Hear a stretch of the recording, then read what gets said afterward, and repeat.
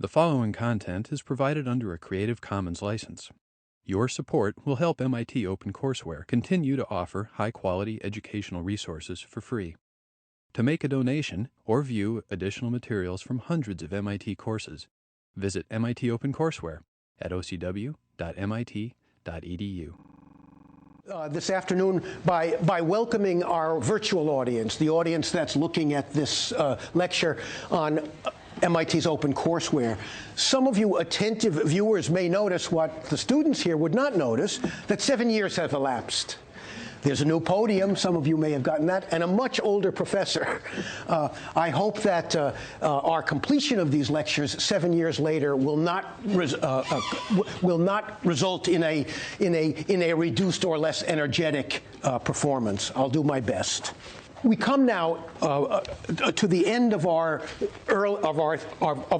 first segment in the course on silent film, and I thought it would be helpful to use today's lecture in part to create some perspectives on both the silent film, the idea of the silent film, not just the particular films we've looked at, but more generally the phenomenon of silent film, the whole phenomenon, and some perspectives that will also help us look forward to what will follow, to the sound films that will follow this week.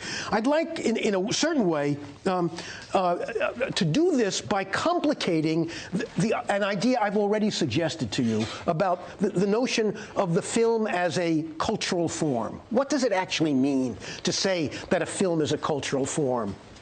What, in a concrete sense, does this phrase signify? Well, one answer I think I can offer by drawing on your own experience.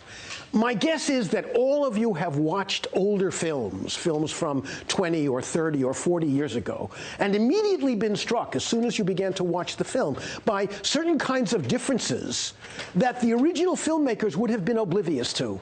And I'm talking about things like the hairdos of people, the clothing that they wear, the way automobiles look, or even a world in which there are no automobiles, the physical environment that is shown. One of the things that this reminds us of is that films always, even the most surreal and imaginative and science fiction-y films, always, inevitably, in some deep way, in some essential ways, reflect the society from which they come.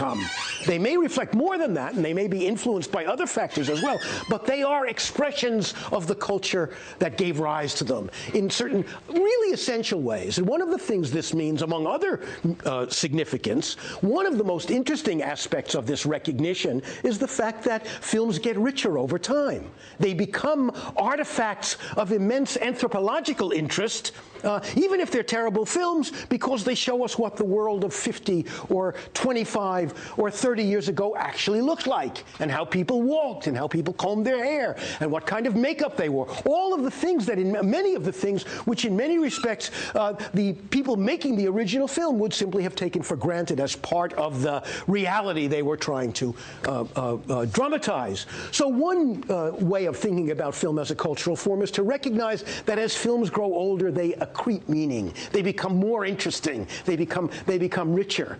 And a corollary implication of this idea that films become richer is that the meaning of any individual artifact, cultural artifact, especially cultural artifacts as complex as films, is always in process, that the meaning is never fully fixed or finished, that new significance and new meanings emerge from these texts with the passage of time, as if the texts themselves undergo a kind of transformation. One final point about this, just to sort of tweak your broader understanding of these kinds of questions. One of the kinds of transitions that occurs with particular artifacts is they sometimes move or make a kind of transition from being recognized as merely ordinary and uninteresting parts of the society from which they grow, from which they emerge, simply ordinary routine aspects of the experience of society. Later ages may value these routine objects as profoundly valuable works of art. And in a certain sense, one could say that the film in the United States underwent a transition of that kind. That at a certain point in the history of our understanding of movies, American culture began to recognize that movies were actually works of art, that they deserved comparison with novels and plays. This is plays and poems and so forth. Probably an idea that all of you folks take for granted. Your generation, probably many of members of your generation, admire movie directors more than they do novelists and poets. A radical mistake, it seems to me, but that's my literary bias showing through. I certainly admire great directors, certainly as much as I do good novelists. But the fact is that this is really not the case. This recognition of the film as an artistic object, as I've suggested earlier in the course, is not some fixed or stable identity that the film has had from the beginning. It's an identity that the film has garnered, that has been laid on the film later as cultural changes have occurred and as other forms of expression have emerged that have put the film in a kind of different position hierarchically from other kinds of imaginative expressions. And as I've already suggested many times in this course, we'll come back to this principle because it's such a central historical fact about the nature, the content of American movies especially.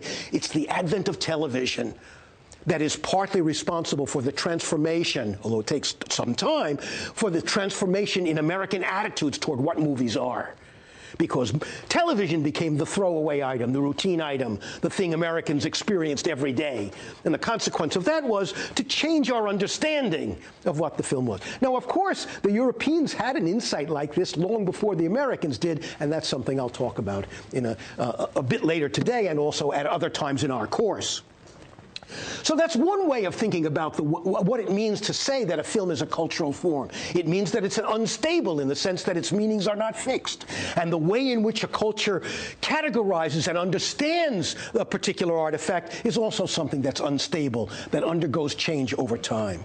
But there are other ways to think about this problem of film as a cultural formation, as an expression of society. And I want to tease out some of those meanings for you as well. One of them is a kind of, one way to come at this problem is to think of a kind of tension or even contention between our recognition that film is a global form, that is to say, that because the movies are watched across national boundaries, movies that are made in the United States can influence movies that are made in Europe, and vice versa. So in one sense, the film, especially after film got going within the first 10 years of its life, it had become an international phenomenon, and American films were watched in Europe, and European films influenced American directors, even at very early stages, so that we began to get certain kinds of films that certainly appealed across national boundaries, and so that there is a kind of global dimension to what film might be. And there's another way of thinking about what it means to talk about film as a global phenomenon, not as a merely national expression, and that has to do specifically with the way in which particular directors and films in particular societies can influence world cinema. And from the very earliest days of cinema, as I suggested, this has been a reality.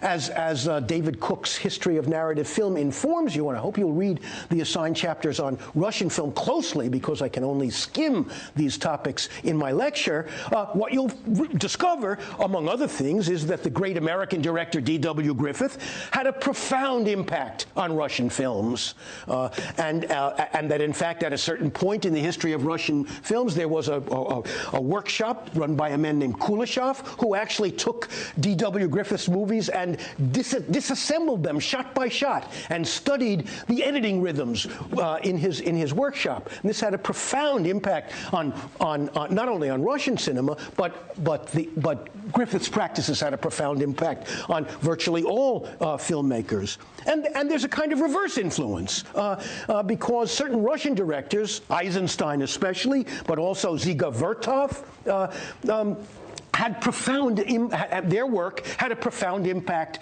on the films from Western Europe and from the United States. So it's a two-way process. It's too simple to say that particular films are only an expression of French culture, or only an expression of Russian culture, or only an expression of American culture. They are also global phenomena, and they were global phenomena from almost the earliest stages.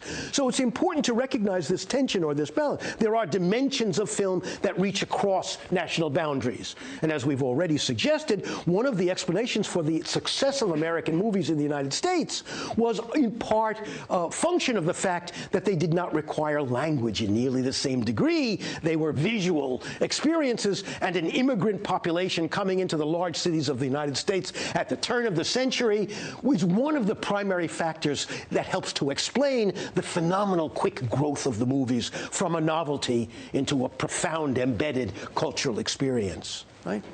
So it is a global phenomenon in a certain way. It reaches across national boundaries. But there's also, and we need to acknowledge this side of the equation too, there's also a profound, a really deep, a fundamental sense in which films, at least until very recently, are an expression of the individual national cultures from which they come. I say until very recently because some of you must be aware of the fact that a new kind of film is being made now, by which I mean a film that seems to appeal across all national boundaries, that doesn't seem to have a decisive national identity. At least some films like that. I think the Bollywood people are making films like this. Americans are certainly making films like this now. And sometimes, if you think of some of the action-adventure films that will have a cast that is drawn from different cultures, right? A sort of multi-ethnic and a multilingual cast, all of them dubbed into whatever language the film is being exhibited in. You'll see an example that what's begun to emerge now in our 21st century world is a kind of movie that already conceives of itself as belonging to a kind of global culture. So far, I'm not sure these movies have as much artistic interest as one would like, but it's a new phenomenon. And the globalizing tendencies of digital technology are certainly encouraging new ways to think about the origins or the central sources of movies. But until very recently, it is still the case that virtually every film made in any society reflected in deep, in fundamental ways, aspects of that society. And one of the reasons that this is such an important thing to recognize is it means that, especially in cultures like the European societies and those that in the United States, the movies are a profoundly illuminating source of cultural and social history. Even if they had no artistic interest, they would be worth teaching and studying. And the fact that some of them are luminous works of art makes teaching them a particular pleasure, a particular joy, a real vocation. So, if we talk about films as a national expression, what we're talking about here is the extent to which the assumptions about personal relationships and the assumptions about the way society operates are going to be grounded in socially specific phenomena, socially specific practices. And we're also talking not just about the content of movies, but also about the structure of the industries which end up providing movies to the public. And part of what I want to at least allude to today in the lectures and materials that we're looking at today is to crystallize or concretize this idea, the variations that are possible within the broad universe of the cinema.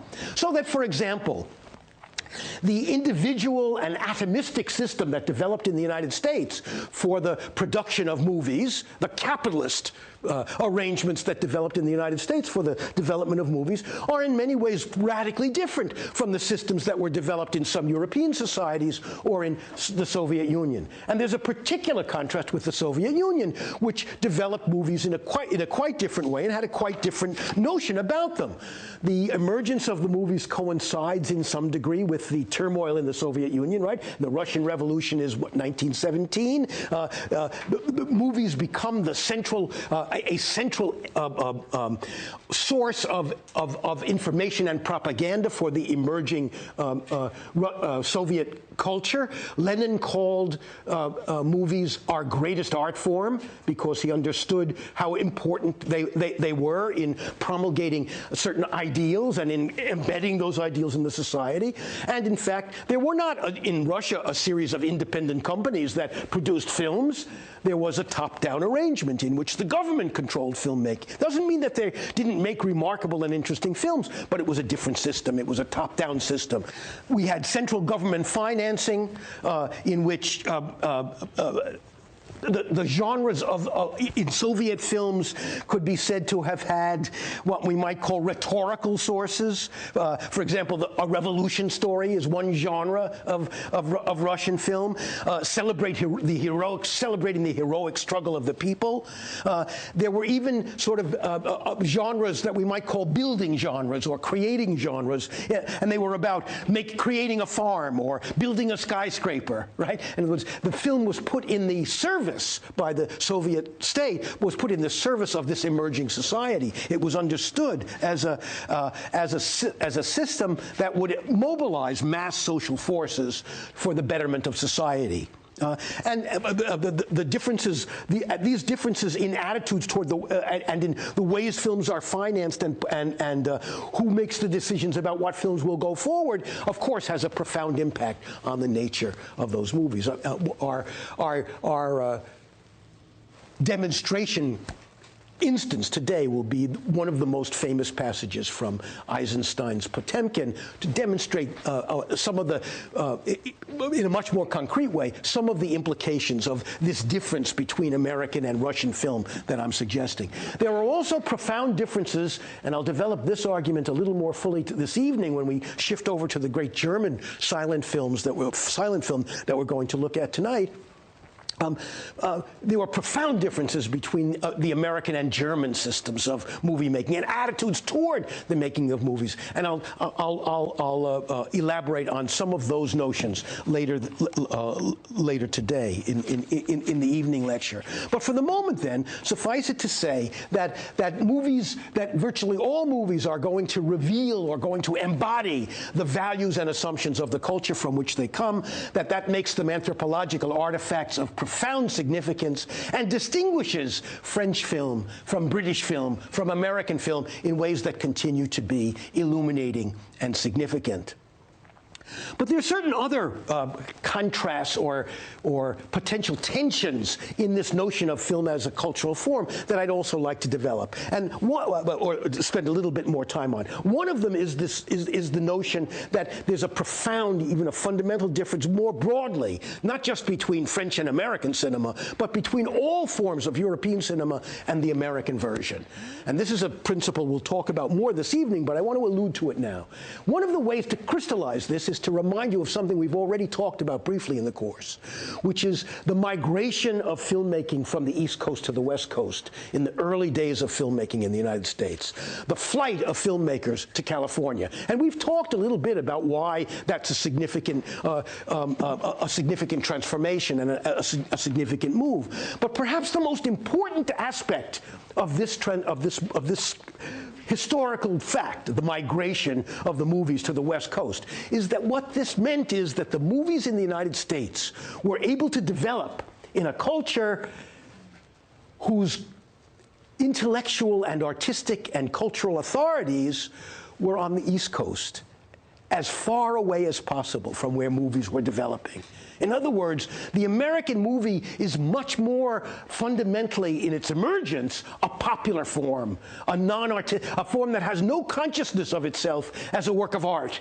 It knows that what it's trying to do is make money and entertain people. And the earliest, very early, there were some directors like D.W. Griffith who recognized the artistic importance of movies. I don't mean there weren't directors who recognized it. Chaplin surely thought of himself as making works of art, especially later in his career. But the fact is, the American movies begin on the farthest western verge of the society. Nothing developed there, right? New York is the cultural center. Boston is a cultural center. Maybe we could even say some of the great Midwestern cities have some kind of cultural authority. But there's nothing on the West Coast. And what that means is that all the writers, all the dramatists, all the actors, all the theater actors, all the poets, all the musicians, they were in the East. They lived in New York, right? And there was a kind of freedom that this imparted to American movies. And this is a very sharp contrast with the development of almost all forms of European cinema. Partly because the countries are literally geographically more limited, unlike the vast expanse of the United States, but also because of the much stronger traditions in these European societies of high culture, the much stronger respect in these societies for theater and for poetry and for prose narrative. These, in the European societies, and this was especially true in Germany, but it was true in some degree in every European society, including the Soviet Union, there was a sense that the movies were emerging in the shadow of older art forms whose greatness and grandeur menaced this emerging form. And in a way, the distinction I'm mentioning, the difference I'm mentioning, accounts both for the limitations and for the glories of both kinds of film. Because if the European film was more static, and we'll talk much more, I'll give you some examples of this tonight. If the European film was more static, it was less cinematic in a way in its early years, because it thought of itself as emerging from literature, from theater, from poetry, and in fact, some of the important early German filmmakers especially were people who came from theater, and they had theatrical notions of what art was. We'll talk more about this evening. So because that was true, the glory of the early European cinema was its recognition that it could be artistically powerful, its sense that it was talking about important subjects. But of course, the limitations were that it was often very boring visually, that it was serious but not a movie, that it didn't exploit the properties of the medium nearly as quickly. It didn't try to explore the unique properties of the medium nearly as quickly, in part because it was so in thrall to inherited ideas of artistic value and artistic expression. This isn't entirely a disadvantage, as I've said, because it also imparted to European filmmakers a sense of dignity and the importance of their enterprise that served them well in certain ways and made them pick ambitious subjects. And you'll see the outcome, the final outcome, once the European film was liberated into a greater cinematic freedom, and I'll show you an example or two tonight of that, it became something immensely rich, in part because it had this legacy of high art behind it and high artistic ambitions. The United States story is almost the opposite. In the United States, there was a kind of glorious sense of having no responsibility toward older art forms. There was something exuberant, experimental, joyous, unembarrassed about early American films. They didn't think of themselves as artworks, and it gave them a kind of freedom. They were also vulgar as hell. They were often trivial and silly. They often had limited artistic ambitions, but they explored the nature of the medium in a way that became the legacy of the movies, and a legacy that was communicated to other societies as well. Well, this distinction then between American and European cinema is something I'll develop a little bit more fully with examples this evening, but it's a crucial distinction, it's a crucial difference, and it tells us a lot about both forms of filmmaking. There's one final tension that I want to mention here. We'll return to it again when we come to look at Singing in the Rain later in the course, which dramatizes this subject among others. There's another kind of tension implicit in what I've already said, which is the tension between what we might call popular culture, notions of culture that are enjoyed by the masses, by everyone, as against high culture like opera and poetry and theater, which only the educated people go to, right? And this tension is especially important. It's important in many films, but it's an especially important tension in American movies. And one of the things that we will come back to in different ways as we think about these American films is the way in which very often American films position themselves as the antagonists of high culture. And there are many films that actually do that. In one of the Marx Brothers, some of the Marx Brothers films systematically dismantle the objects of high culture. There's one Marx Brothers film called A Night at the Opera, which takes place in an opera, and the whole set comes crashing down. The whole place falls apart in the course of the film, acting out a kind of aggression against the older art form. And this is a tension also that we will see played out in some of the films we're going to be looking at a bit later in the course. So this notion of Hollywood as the embodiment of a certain kind of demotic vigor and populist energy is a helpful way of thinking about how, especially in the early years, American film was somewhat different from European film, and how it also very aggressively was happy to distinguish itself from established art forms. I want to take a quick, what will appear to be a digression, but actually isn't. I want to talk now about two crucial terms that will be useful in our discussions of the matters I've already raised and some other matters that will come up later in the course, and then return after clarifying these terms to an example from Battleship Potemkin, Eisenstein's most famous film, to demonstrate something of what I mean by the principles of top-down organization and film as propaganda that I was talking about earlier, as well as calling your attention to some of the artistic innovations that we still attribute to Sergei Eisenstein. The two terms I want to discuss are the terms montage and mise en scène. They're contrasting elements of what is in all movies.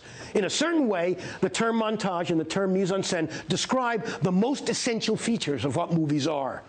Mise en scène, a term drawn from the theater, which literally, it's a French word, it literally means what is put or placed in the scene. Right? What is in the scene. Mise en scène refers to the single shot, to what goes on within the single continuous, unedited shot of film, the frame of film, however long it lasts, right? And the mise en scène of that shot is virtually everything inside that frame. In other words, how even how the actors move in the frame is part of the mise en scène. But it's especially the mise en scène emphasizes what is the environment like, what's the furniture like, what's the relation between the foreground, the middle ground, and the background. And in mise en scène, the emphasis is on the composition within the frame.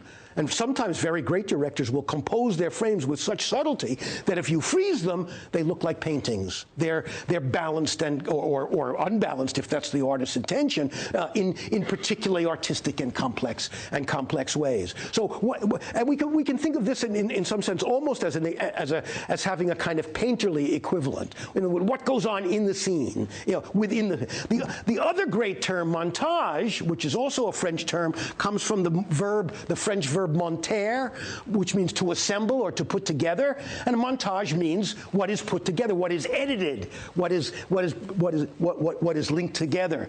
So a montage means the editing of continuous shots in a sequence, right? So that the montage of a film is the rhythm of its editing. So all films have both elements in them, right? And in fact, we need to be aware of both of them. When we look at a film, it's often very helpful to ask yourself questions about the rhythm of the editing, to pay attention to how long the shots are held, to the way the film is edited. And again, the Eisenstein example we're going to look at in a minute will give you some dramatic instances of why manipulating the editing in the montage can be so dramatic and so signifying. So there's a kind of convention that has developed, and though it radically simplifies in some ways, it's a simplification that's immensely instructive.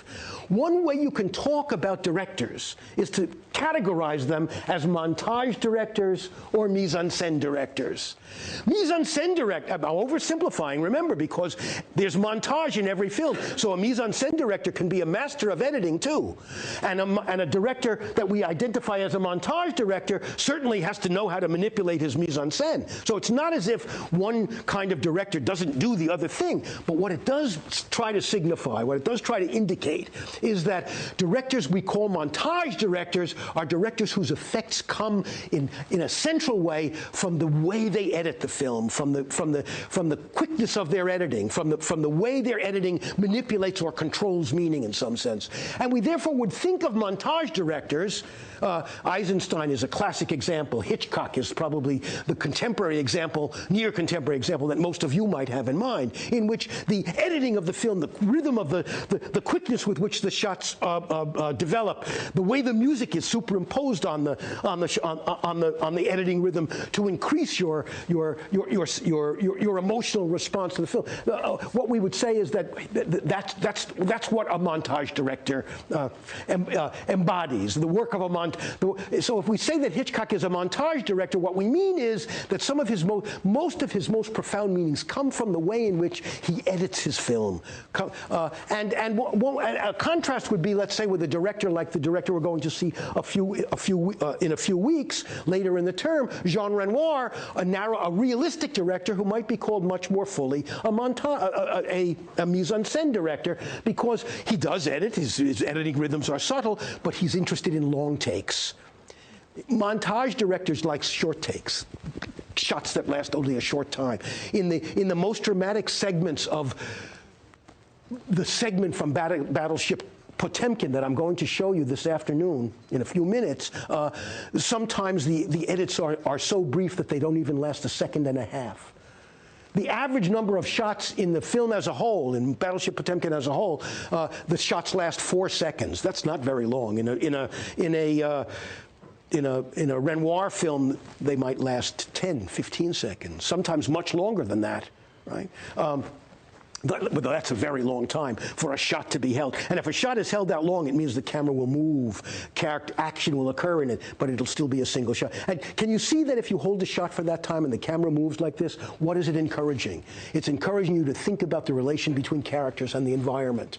It's encouraging a kind of realistic response to what the film is showing you. Whereas, if you're looking at a film in which the cuts occur every 2 seconds, you don't have time to sort of take in what's the relation between the actor and the furniture. You're disoriented and so on. And in fact, Hitchcock often brought his editing to a point just below the threshold of disorientation. When Eisenstein was theorizing about the power of editing, he was one of the first great film theorists, he talked about the way in which you could control an audience physiologically by manipulating montage. And it's true, you can, as you will know, and something that fascist societies are fully aware of and make use of. So this distinction between montage and mise en scène is immensely useful, and in some degree, if you apply the terms generously and tactfully, you can learn something about every film you look at by thinking about how these elements work in the film. I want to turn now to arguably one of the most famous, certainly one of the most famous films in the history of cinema, and to a particular fragment from the film, or an extended one, which I think embodies and will help clarify many of the abstract ideas I've just been suggesting to you.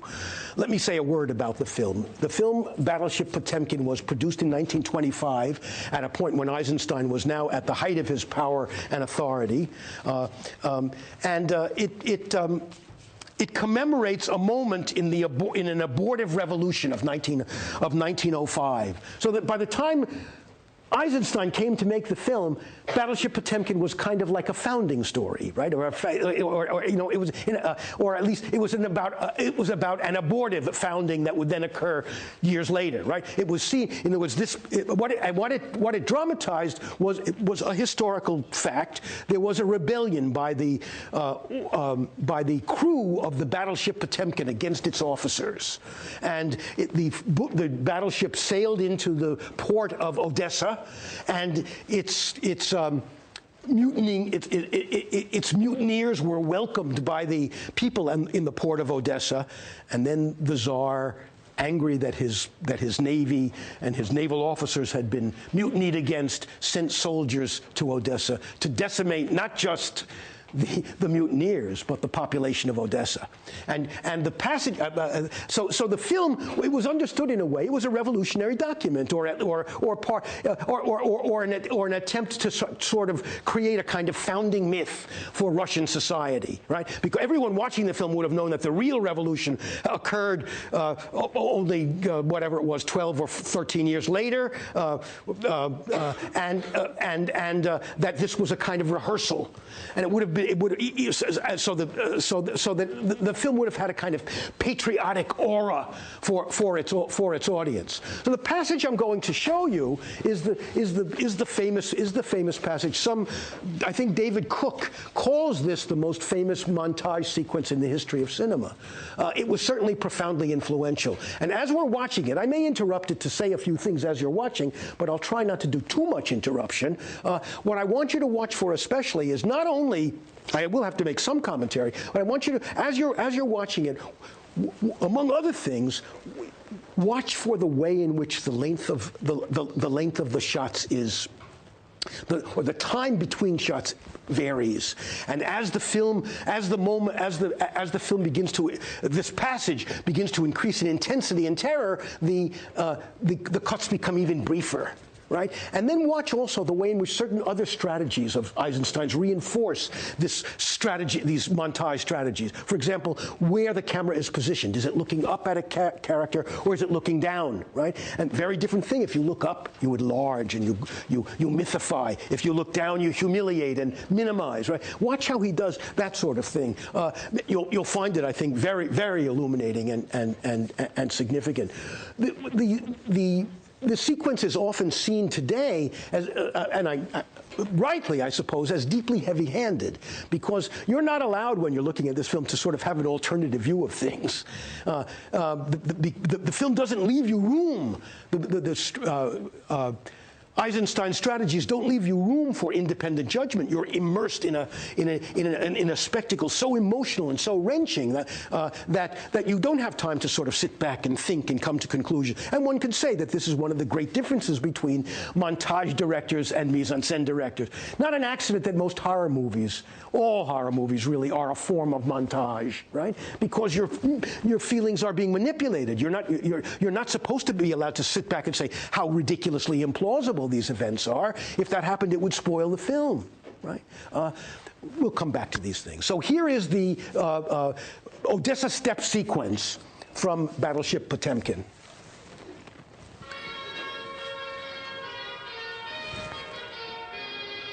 These are the Odessans welcoming the mutineers. One of the things that Eisenstein was fond of was a theory of montage that was based on two principles. One he called typage, typage, T-Y-P-A-G-E. And what he meant by typage was the idea that there were ethnic, very racist in a way, that there were ethnic and social types that could be recognized visually. So he would type his, so he felt, if I show you this face, you'll know he's a working class character. If I show you a woman with a parasol, you'll know that she belongs to the upper classes. And in fact, he's probably right about that.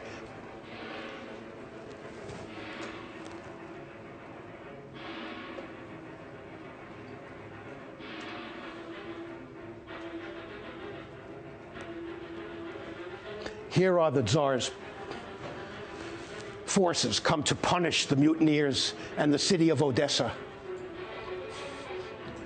So the soldiers are on top and they're forcing people down the steps, and they are presumably shooting them.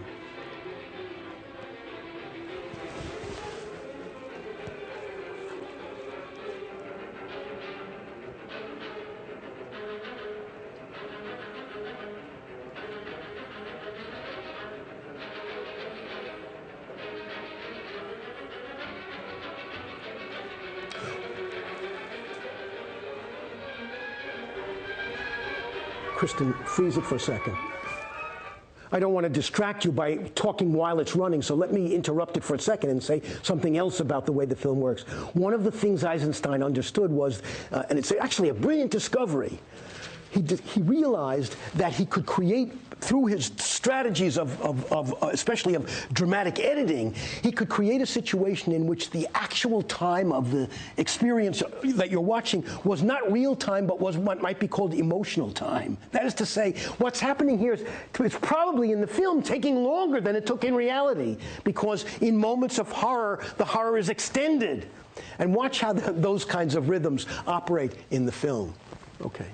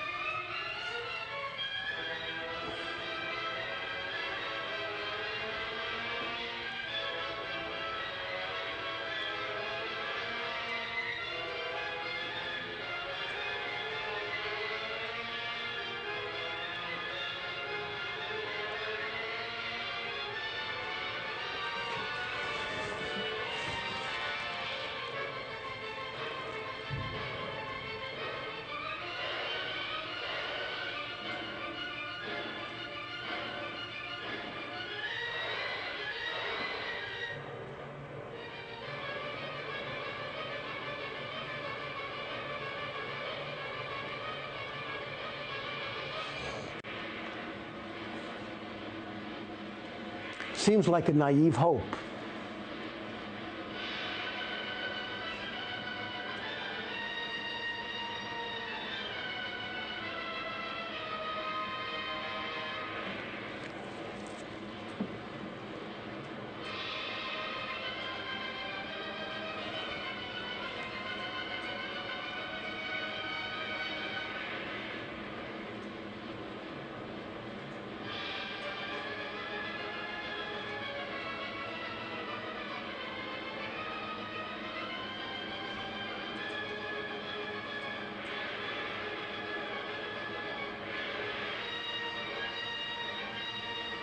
Freeze it again, Kristen. One other quick observation. I mean, I hope you recognize how artful this is, even if you're not moved in the way the original audiences would have been. I think contemporary audiences often feel it's too heavy-handed. They resist the extent to which the film is manipulating them.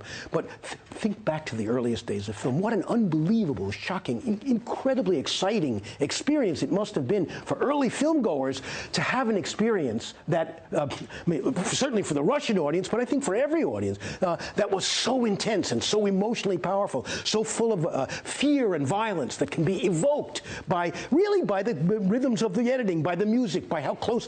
I hope you noticed the way he mixes in close-ups in incredibly powerful ways, trying to create certain effects. Again, you're not given a choice about how to feel about this. You can dissent from it by withdrawing your interest, but you can't say, "Oh, I really love those soldiers who were doing the shooting.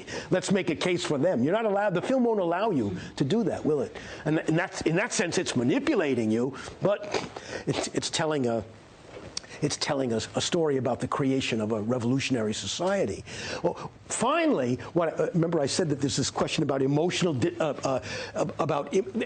time as against real time. Think how long this has been going on. You think that this massacre is over, right? But in fact, it's only half over, as you'll see. There's going to be a moment when mounted Cossacks, horsemen, show up at the bottom of the steps and get them in a pincher. Go ahead.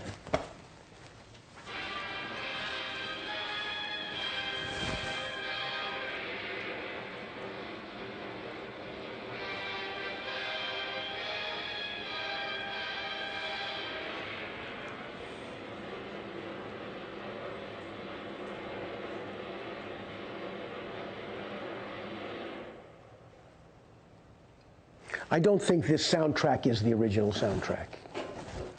It's very good, though. But this is a brilliant moment. I don't know whether we can attribute this to Eisenstein or not, whether suddenly the music stops.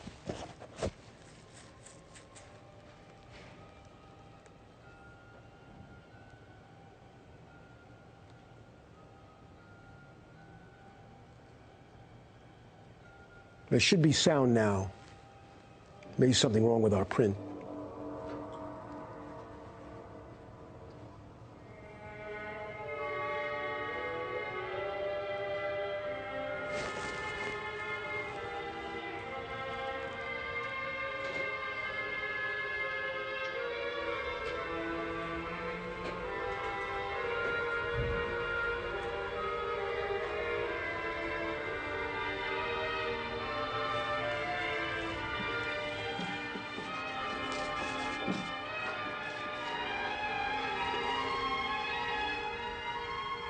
I wanted to wait at least until you saw this, because some of you may recognize this moment as something that's been copied in recent American movies. A scene that, a kind of allusion or a reference to this scene.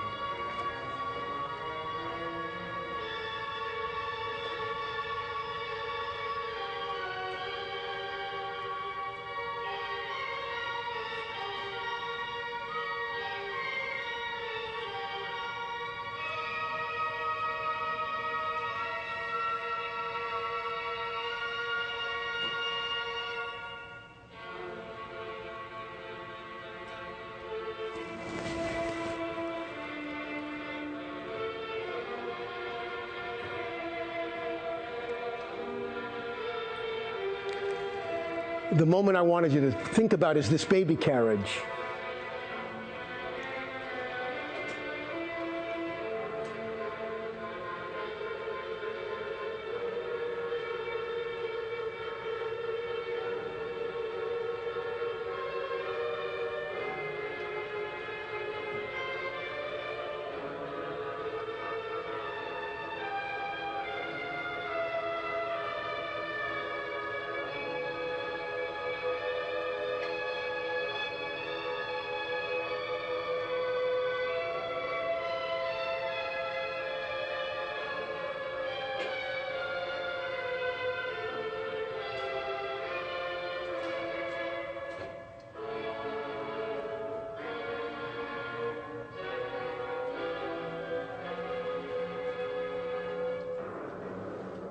Okay, thanks, Kristen. Blood in the Eyeglasses. Can you think of a movie in which you've seen that recently? Maybe not that recently. It's actually an ancient film now by your standards. How about The Godfather? There's a wonderful scene in The Godfather where a guy looks up from a massage table and he's shot through the eyeglasses. Very memorable moment. Surely an allusion to this moment. How about the carriage going down? There have been several films that actually recreate that moment, but the one I'm thinking of is, who is it? Yes, from The Untouchables. Who's the director? Do you remember? Yes, Brian De Palma's film, The Untouchables, has a moment just like that. And De Palma, of course, is a kind of historian of movies. Virtually every scene in a De Palma film is a reference or an allusion to an earlier film. And part of the importance of Battleship Potemkin is that it is still a fruitful and fructifying source of imagery for contemporary filmmakers. So let me conclude then by simply reminding you that, as Cook suggests in his book, this is the single most influential montage sequence in cinema history, and that it's a wonderful instance for us, I think, of the way in which film in a different kind of culture, in an authoritarian culture, in a revolutionary culture, full of moral fervor, would be conceived both as an apparatus, as a social, as an engine of social transformation by a society that controlled film in a way fundamentally different from the way in which film developed, let's say, in the United States. We will continue these arguments, and I hope complicate them this evening.